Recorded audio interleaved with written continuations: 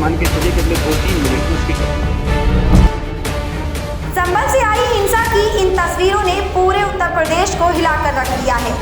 संभल की जामा मस्जिद की सच्चाई पता लगाने गई टीम पर जिस तरह से हमला हुआ बहुत डरने वाला था। बताया जाता है कि ये मस्जिद भगवान विष्णु हरिहर मंदिर को तोड़कर बनाई गई थी।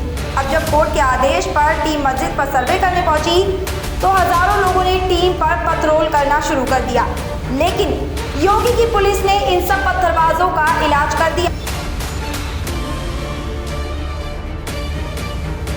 जी हाँ, संभल के दंगाई शायद ये भूल गए थे कि उत्तर प्रदेश में सीएम योगी की सरकार है, क्योंकि सीएम योगी आदित्यनाथ दंगाइयों पर निगाह जमा कर रखते हैं।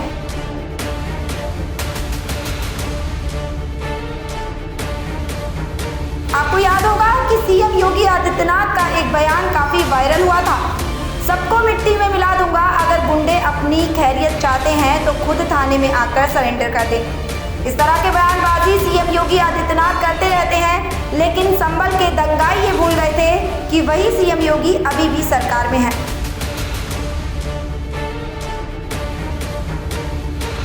आपको बता दें कि जिस वक्त संभल में पत्थरबाजी हो रही थी, सीएम योगी आदित्यनाथ ने उस वक्त एक ऐसी कहानी सुनाई जिसने दंगाइयों की सांस रोक दी है। सीएम योगी ने बताया कि किस तरह से बारीकी में जाकर वह दंगाइयों को ढूंढ निकालते हैं। एक ऐसी कहानी का जिक्र करते हुए सीएम योगी ने बताया कि एक बार सर्जिकल ब्लेड के साथ 2 युवक पकड़े गए थे। ये दोनों युवक किसी संत को मारने जा रहे थे और दोनों युवक हिंदू नाम बताकर पुलिस को चकमा देने में कामयाब हो गए, लेकिन मैं उनके पीछे पड़ गया और जब सच्चाई सामने आई तो सबके होश उड़ गए। चलिए अब इन दोनों युवक की कहानी सीएम योगी की जुबानी सुन लेते हैं। का वो सर्जिकल ब्लेड होता है, मैंने कहा सर्जिकल ब्लेड ये डॉक्टर इस्तेमाल करते हैं सर्जरी में, बहुत शार्प होता है। मैंने कहा बहुत छोटा सा होता है, 2 इंच का होता है और 2-2.5 इंच का यह शार्प इंस्ट्रूमेंट इतना खतरनाक होता है कि अगर वह किसी को यहाँ कट मार दे तो मान के चलिए कि अगले 2-3 मिनट में उसकी डेथ हो जाएगी।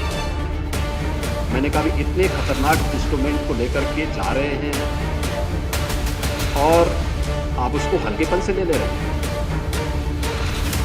मैंने कहा एक मालूम करे दोनों युवा वास्तव में जिस नाम से जो नाम उन्होंने बताया है ये नाम उन्हीं का है या छद्म नाम है। तो पूछताछ हुई तो उन्होंने पहले अपना नाम उसी जनपद का बताया था, बाद में उसमें से एक युवा ने कहा कि साहब एक उसने अपने दिल्ली का एड्रेस बताया, दूसरे ने हैदराबाद का बताया। मैंने कहा भी दोनों जगह भी मालूम करो और इनके बारे में डिटेल दो। पुलिस हर बार उन्हें पूछताछ करके छोड़ती थी, लेकिन मैं पीछे पड़ा। तीसरे